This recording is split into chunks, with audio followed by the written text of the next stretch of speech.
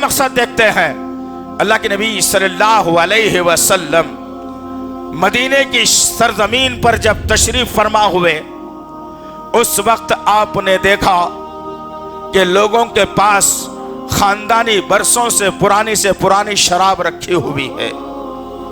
میرے آقا کا مقصد تھا، اللہ نے اسی مقصد کو دیکھتے ہوئے سورہ مائدہ کی آیت نمبر 90 کا نزول کر کے کہا کہ شراب نقصان دہ ہے، لوگوں سے کہو کہ شراب چھوڑ دے۔ حرام قرار دی گئی شراب۔ میرے آقا نے کہا ایک دور میری امت پر ایسا آنے والا ہے کہ لوگ شراب کا نام بدل بدل کر پیئیں گے۔ اور آج کیا معاملہ ہے؟ ہمارے پاس کئی شکایتیں ایسی ہیں، کئی بہنوں نے کہا کہ میرا شوہر کبھی شراب کو ہاتھ نہیں لگایا، لیکن ایک بزنس جو ہے نا پارٹنر بنا ہے یا بزنس سینڈیکیٹ میں گیا ہے، ایک سال بھر تو اچھا تھا، ایک سال کے بعد میرا شوہر پی کر کے آ رہا ہے۔ پوچھا گیا تو یہ بتایا گیا اسٹیٹس مینٹین کرنا پڑتا ہے، بزنس ہے، سب کے ساتھ چلنا پڑتا ہے۔ یہ اسٹیٹس کا جو جملہ ہے یہ جنتیوں کا نہیں ہے، جہنمیوں میں ملے گا انشاءاللہ۔ یقین نہیں آتا تو جا کے دیکھ لینا، پھر وہی ملے گا۔ یہ جنت میں اسٹیٹس کا تصور ہی نہیں ہے، مساوات کا تصور ہے جنت کے اندر، حقوق تلفی کا تصور نہیں ہے جنت کے اندر۔ اللہ اکبر۔ میرے آقا کا نظریہ تھا کہ لوگ اپنی صحت کو تباہ نہ کریں، شیطانی کاموں میں نہ پھنس جائے، اسی لیے شراب کو کیا کہا گیا؟ ام الخبائث، تمام برائیوں کی ماں اگر کوئی ہے تو وہ شراب ہے۔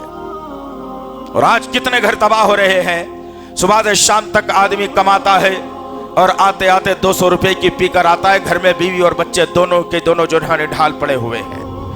مکاندار آتا ہے، گھر پر گالی دیتا ہے، کرایہ دینا ہے، لائٹ کا بل بننا ہے، بچے اسکول کو نہیں جا رہے ہیں۔ یہ تمام کے تمام برائیاں کہاں سے ہو رہی ہیں؟ یہی کہ تم نے شراب کو اپنی زندگی کا ایک حصہ بنا لیا۔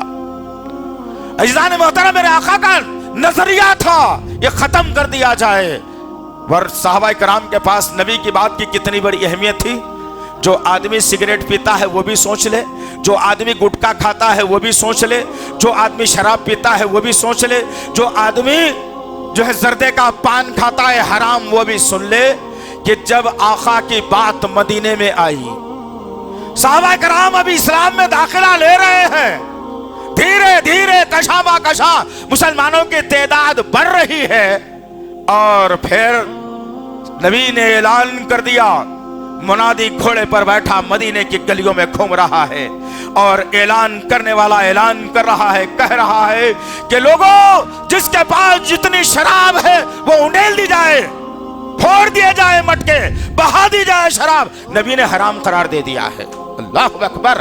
صحابہ نے یہ نہیں کہا کہ بھائی اتنی پرانی اتنی نشانیاں، بڑوں کی بزرگوں کی، دل جڑا ہوا ہے، دل لگا ہوا ہے، ذرا تھوڑا ٹائم تو دو، ذرا اور 2-4 دن کم سے کم خوشبو تو سونگھ لیں گے، پیئیں گے نہیں۔ صحابہ نے یہ نہیں کہا، آقا کے نکلے ہوئے الفاظ ان کے جذبات کو جو نہ روک نہیں سکے، اور سیدھا جو صاحب بازار میں تھے گھر کی طرف، اور جو گھروں میں تھے وہ اٹھ کے کھڑے ہوئے، اور مٹکوں سے مٹکوں کی پرانی سے پرانی شراب کو بہا دیا گیا۔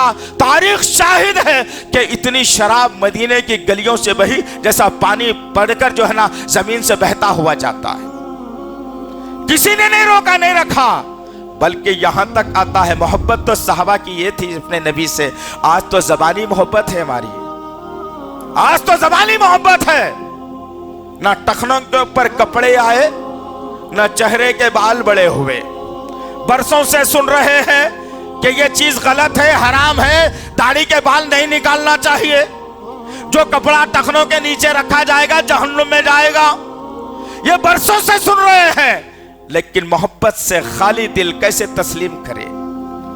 نبی کی محبت زبان کی نوک تک لا کر ہم نے رکھ دیا ہے۔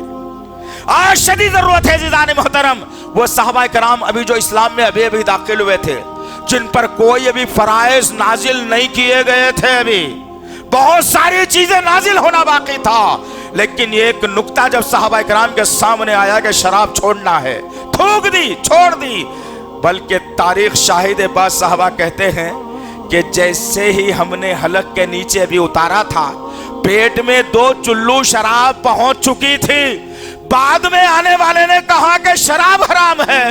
हमारी गीरत को हमने ललकारा और हमने अपनी 2 उंगलियों को लेकर अपने हलक में डाल कर अपने पेट से शराब को मुंह के जरिए से निकाल कर बहा दिया। यह नहीं सोचा कि अभी अभी पिए हुए हैं, पेट में थोड़ी देर रहने दो।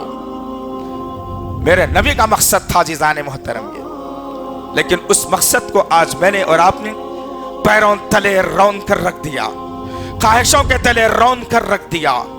मेरे नबी का मकसद था कि मुसलमान आपस में इत्तेहाद व इत्तेफाक से रहें।